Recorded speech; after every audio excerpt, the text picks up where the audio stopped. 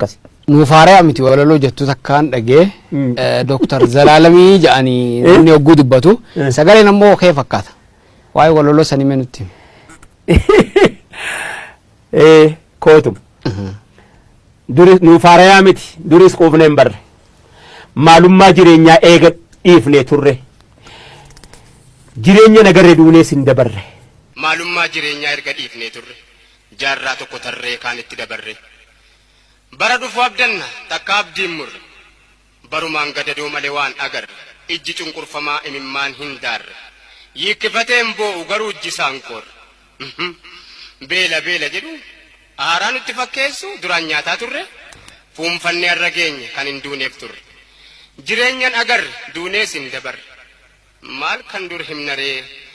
dubbiin akka lanaa takkaan nun dararre nu waan dhibe addunyaan nun barre beelaa nu daguugee bara meeqa ga'ee yoo biyyi hundi iyyu eenyu nu dhaga'e erga namaaf loowwan dhumee biyyee ta'e kunu abbaan irreereef kadhaatti ol ka'e inni kadhatamee dhufee biyya ga'e kaan ijaan hin argu gurrumaan dhaga'e takkaa yoom dabareen hirmaannaa nu ga'e nu godaanuun nuuf qaama ta'ee isiin kaan utuu biyya arabaara itti abbaa kootiin dhaqee waa'ee gibirii achi as ergaaf jettuu baarii nu jalaa fixee isiin kaan ambatu waan barbaadetti hojjate isii kaan nama qalate isii kaan nama galateeni utuma jirru akka waan hin jirree taane ummanni guddaan kun sa'atii akkanaa kana keessa misoomaa jedhamee waldaan misoomaa geetaa'uun galataa galatoomi geetaa'uun galataa abbaa mana kiilolee raayya waan deemaa jiru kana agartaa naan jedhe gurbaa amma dachee jedhu kana geetaa'uun galataatu hojjechiise si galee geetaa'uun mana muuziqaa qofatu hin ta'ini saba kanaaf waa hojjechuudhaafis hamma ta'e tokko baay'ee nu wajjin laffa'e baay'ee nu wajjin ta'aabe ittillee diigame ittillee kassare ammas isheetu kitilaa galatoome isheetu kitilaa abbaa hawwii hoteeliiti gaafa nuu qabnu nurraa fudhataa birii 150 gaafa nuu dhabne nuu dhiisaa irra caalaa ammoo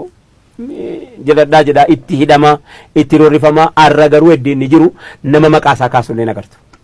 yeroo hamtu har'a qabsaa'aan baay'eedha injifataan baay'eedha injifataan lakkoofsan qabu namni kaleessa dabarfatte garuu har'a namni maqaasii hin da'u warra kaleessa roorrifamtee hidhamtee dichee nyaatti jedhu har'a garuu maqaasii hin da'u si galee galatoomaa Hasan Ali galatoomi kan inni illee nan beeku ijoollee xiqqaana se'aa waan inni jedhu waan inni hunda sana hordofan ture qubatee keessatti waa'ee dhimma finfinnee kanarratti dhimma ceesisuu kanarratti yeroo sana keessa isaatu pirezidaantiidha si galteetti dubbi edaa namichi roorrifamaadha keessatti pirezidaantii haa ta'u malee achi dhaqeef achi hin jiru achi dhaquun achi san geessine of ta'ee achi taa'e kanatti roorrifame ari'atame galatoomi hin jedhaani